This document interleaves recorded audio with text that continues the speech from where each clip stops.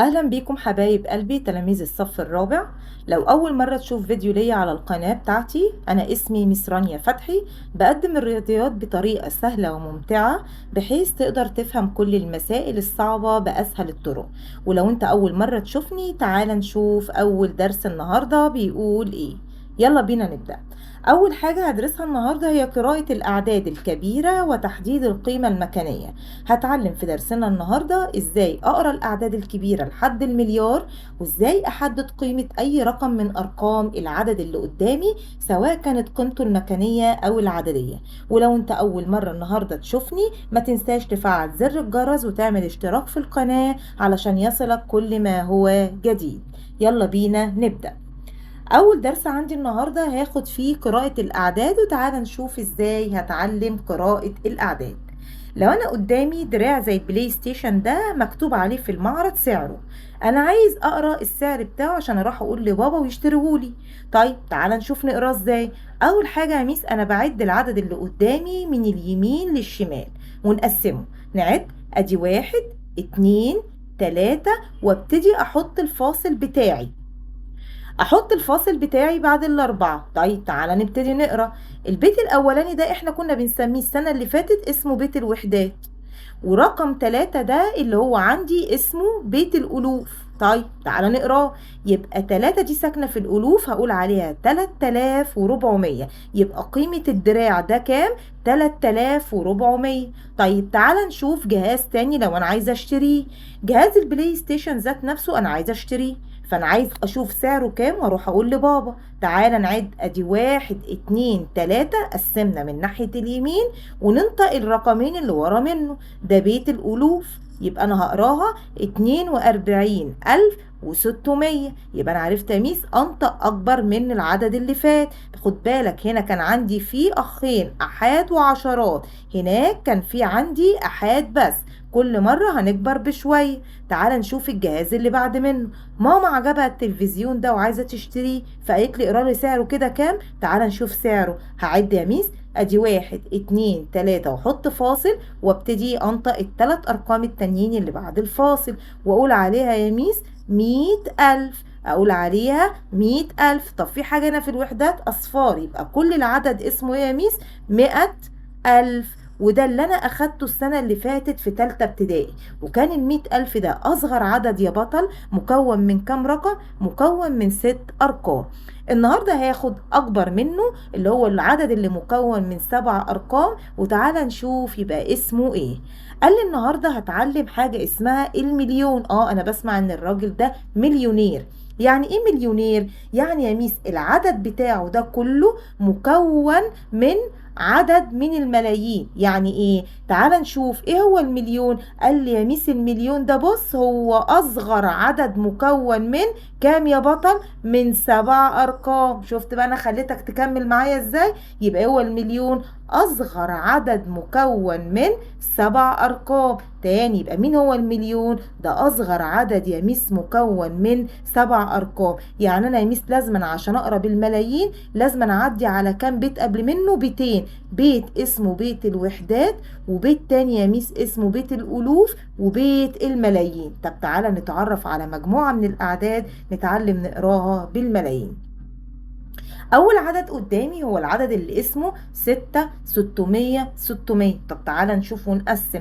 يا ميس ادي 1 2 3 هحط فاصل، 1 2 3 واحط فاصل. تعالى نبتدي نقرا. يا ميس ده بيت الوحدات، وده بيت الالوف، وده بيت الملايين. يا ميس يبقى ده اسمه هنا ده وحدات، وده يا ميس اسمه بيت الالوف، وده يا ميس اسمه بيت الملايين. طب تعالى ننطقها. يبقى اقول عليها ايه؟ 6,600,000 و600. تاني نقول عليها 6,600,000 يا بطل و600. تعال نشوف عدد اكبر منه. خد بالك هنا احنا اخدنا رقم واحد بس في بيت الملايين اللي هو احاد الملايين. تعال نكبر شوية العدد. ادي يا ميس 300 وهنا 30. تعال نقسم. ادي 1 2 3 واحط فاصل، 1 2 3 واحط فاصل. تعال نقرا. ده بيت الوحدات، ده بيت الالوف، ادي بيت الملايين، وفي اخين تعال ننطقهم فيها احاد وعشرات، فاقول عليها 30,300,000 و300. شفت انا نطقتها ازاي؟ 30,300,000 و300. يبقى انا العدد الاولاني يا ميس درست فيه اخ واحد احاد الملايين، العدد التاني فيه احاد وعشرات الملايين. تعالى ننزل لعدد اكبر منه ونقسمه. ادي 500، هنا 628، هنا 400. تعالى نقسم. ادي 1 2 3 نحط فاصل، 1 2 3 ونحط فاصل وهننطق. ادي يا ميس بيت الوحدات، بيت الالوف، بيت الملايين، فهقول عليا 400 مليون. يا ميس ادي 400 مليون 628 الف وكام و500. فقلت تاني عليها 400 مليون 628 الف و500. وبكده يا بطل نكون احنا اتعلمنا ازاي نقرا الاعداد اللي بالملايين، وعرفت ان المليون ده اصغر عدد مكون من 7 ارقام، وهو البيت رقم 3 في ترتيب البيوت. تعال نشوف الفكرة رقم 2 وهنتعلم فيها ازاي اجيب القيمة المكانية والقيمة الرقمية. يعني ايه الفرق بين القيمة المكانية والرقمية في السريع؟ القيمة المكانية يعني قول لي مكانك ساكن فين، اما القيمة الرقمية يعني قول لي رقم بيتك كام. على سبيل المثال لو قلت لك انت ساكن فين هتقول لي يا ميس انا ساكن في مدينة نصر. طب رقم بيتك كام؟ هتقول لي رقم بيتي رقم 4. يبقى في فرق بين كلمة المكان وفرق بين كلمة الرقم. على سبيل المثال لما اجي اقول لك الاربعه دي ساكنه في الالوف، فانا عايز احولها لارقام، تقول لي حاضر. انتي 4 في الالاف، هنزل الاربعه، والالف ليه كام صفر؟ 3 اصفار، يبقى هحط له 3 اصفار واحط الفاصل بتاعي، يبقى اسمها 4000. يبقى انا كده حولتها من القيمه المكانيه للرقميه. تعال ننزل على مثال تاني. 2 في عشرات الالوف، تعال نحولها. انت يا 2 ساكنه في العشرات، حاضر، يبقى قيمتك 20. انت فين؟ عشرات الايه؟ عشرات الالوف. يبقى انا يا ميس هحط لها ال3 اصفار بتوع ابوها اللي هو الالوف، واحط الفاصل 1 2 3 واحط فاصل، بقت 20,000. تعال نشوف اللي بعد منه.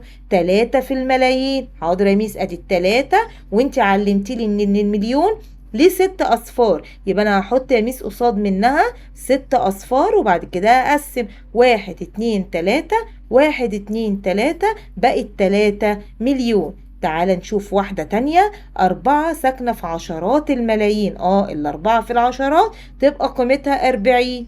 طيب والمليون قيمته يا ميس ليه 6 اصفار، يبقى انا هحط قصاد منها 6 اصفار. خد بالك 4 في العشرات دي لوحدها، يبقى 4 في العشرات 40، والمليون ليه 6 اصفار، فحط الفاصل. يا ميس ادي 40 مليون. طيب اوعى تنسى، شوف واحدة كمان. 6 في مئات الملايين، حاضر، 6 في المئات دي لوحدها يبقى 600.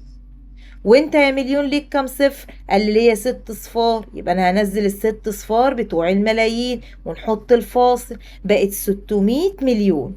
تعال نشوف واحدة أخيرة. 7 في المئات، يا ميس يبقى قيمتها ادي 7، وانتي مئات بس، الميات ليها صفرين، يبقى تديني 700. يبقى احنا كده اتعلمنا ازاي نحول من القيمة المكانية للقيمة الرقمية. تعال ناخد السؤالين دول مع بعض في عدد واحد. يجي يقول لي اكتب القيمة المكانية والرقمية للعدد 4. هديك مجموعة من الأسئلة، تعال نشوف نحلها ازاي. أول حاجة لازم ننطق العدد اللي قدامي، نقراه ونقسمه.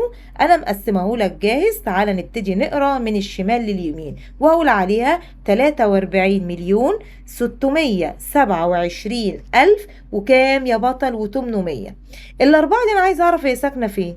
الأربعة دي ساكنة في بيت الملايين. طيب أنهي أخ؟ ادي احاد وادي عشرات، يبقى الاربعه دي يا ميس ساكنه فين؟ الاربعه دي في عشرات الملايين. طيب انا كده كتبت القيمه المكانيه. تعال نحولها للقيمه الرقميه. احولها ازاي؟ انزل الاربعه زي ما هي في قيمتها اهي، وابتدي اعد قدامها كام رقم. 1 2 3 4 5 6 7، يبقى قدامها 7 ارقام. حولهم يلا يا بطل ل7 اصفار.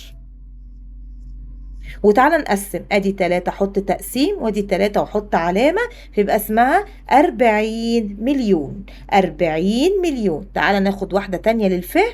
بيقول لي يا ميس انا قسمت العدد اللي قدامي، تعالى ننطقه.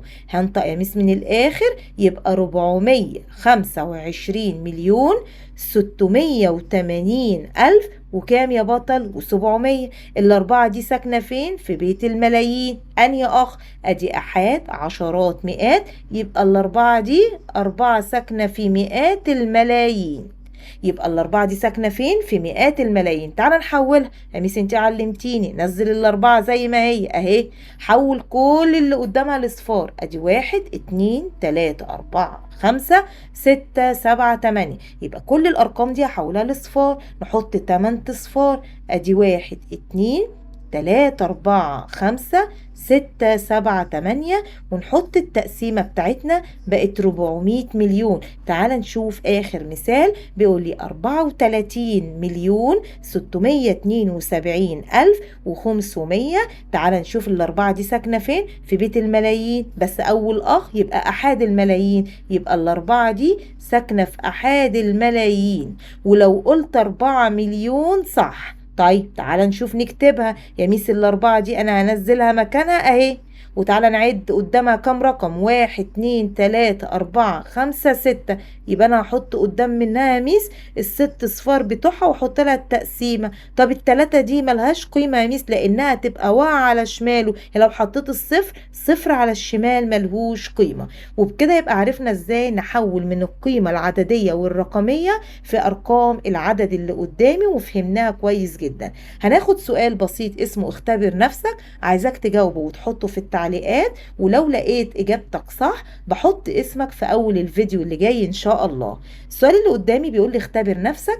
العدد اللي قدامي ده انا كاتبالك عدد وبقول لك اقراه واختار القرايه بتاعته الصح. هو 6,728,700. شوف انهي اجابه صح من الاجابتين اللي انا كاتباهم لك واختارها وحطها لي في التعليق. سؤال رقم 2.